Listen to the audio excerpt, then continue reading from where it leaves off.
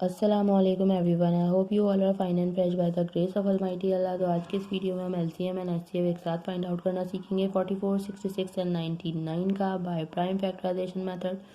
इस मेथड में हम क्या करते हैं कि हमारे पास यहाँ जितनी भी वैल्यूज़ होती हैं उनके हम अलग अलग प्राइम फैक्टर्स फाइंड आउट करते हैं। इस वक्त हमारे पास 3 वैल्यूज़ हैं, उनमें फर्स्ट वैल्यू है 44, सेकेंड वैल्यू है हमारे पास 66 और थर्ड एंड लास्ट वैल्यू है हमारे पास 99।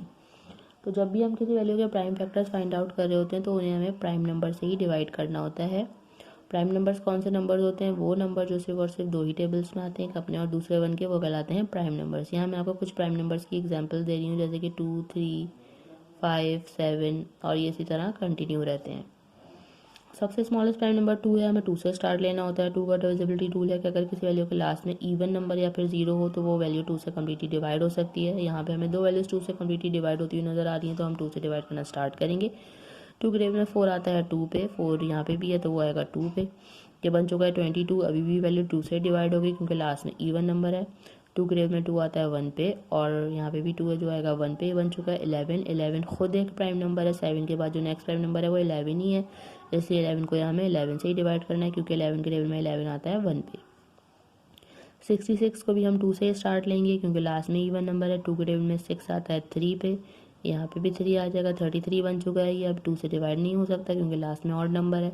अब ये डिवाइड होगा 3 से। 3 का भी मैं आपको डिविजिबिलिटी रूल बता देती हूँ कि एक वैल्यू में जितने डिजिट्स हैं उनको अगर हम प्लस करें, जैसे अगर हम 3 + 3 करें तो वो बन जाएगा 6। 6 3 का मल्टीपल है तो ये वैल्यू 3 से कम्प्लीटली डिवाइड हो सकती है। लेकिन अगर उनको प्लस करने के बाद ऐसी वैल्यू आती जो कि 3 के टेबल में नहीं आती तो फिर ये वैल्यू जो है वो 3 से डिवाइड नहीं हो सकती थी कम्प्लीटली।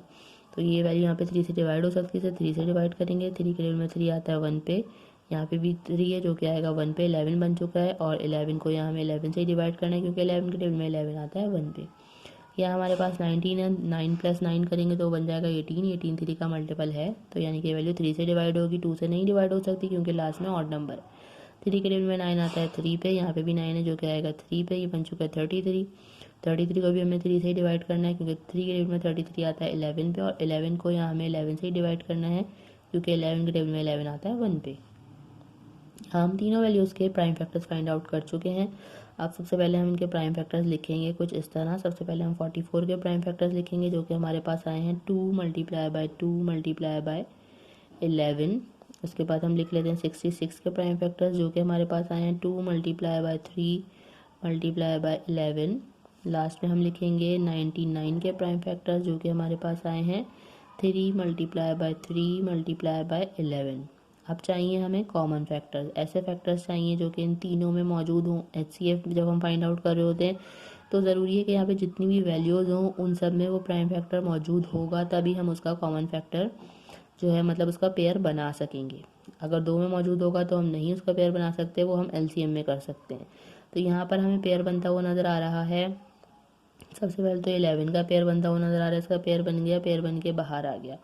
ठीक है, उसके अलावा हम देखेंगे कि ऐसा कोई प्राइम फैक्टर है जो कि तीनों में मौजूद हो। 2 यहाँ है, यहाँ है, लेकिन यहाँ कहीं 2 नहीं है, यहाँ पे 2 की पेयरिंग नहीं हो सकती। यहाँ पे 3 है, यहाँ 3 है, यहाँ 3 नहीं है, यानी कि मज़ीद हमें और कोई कॉमन फैक्टर ऐसा नहीं मिल रहा जो कि तीनों में मौजूद हो।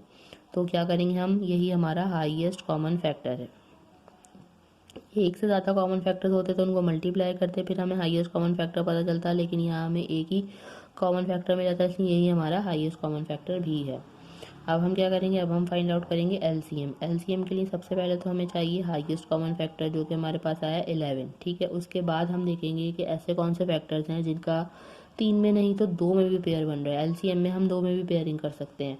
तो यहाँ हमें एक 2 का पेयर बनता हुआ नज़र आया, पेयर बन के बाहर आ गया, इसे हमने एक बार लिख लिया। उसके अलावा हमें एक 3 का पेयर बनता हुआ नज़र आया, पेयर बन के बाहर आया, इसे भी हमने यहाँ एक बार लिख लिया। उसके अलावा हमारे पास 2 और 3 जो है वो रिमेनिंग फैक्टर्स बचे हुए हैं जिनका कोई पेयर नहीं बन रहा। लास्ट में हम इन दोनों को भी 1 बाय 1 यहाँ लिख लेंगे, 2 × 3। अब हमें क्या करना है, इन सबको करना है मल्टीप्लाई, तो हमें पता चल जाएगा हमारा लीस्ट कॉमन मल्टीपल यानी कि एलसीएम। तो चलो जल्दी से इनको मल्टीप्लाई करते हैं। 11 × 2 = 22। 22 को यहाँ हमें मल्टीप्लाई करना है 3 से, तो हमारे पास हम रफ वर्क में करते हैं उसे 22 × 3। 3 × 2 = 6 and 3 × 2 = 6। 66 आ गया, इसे मल्टीप्लाई करना है हमें दोबारा से 2 से।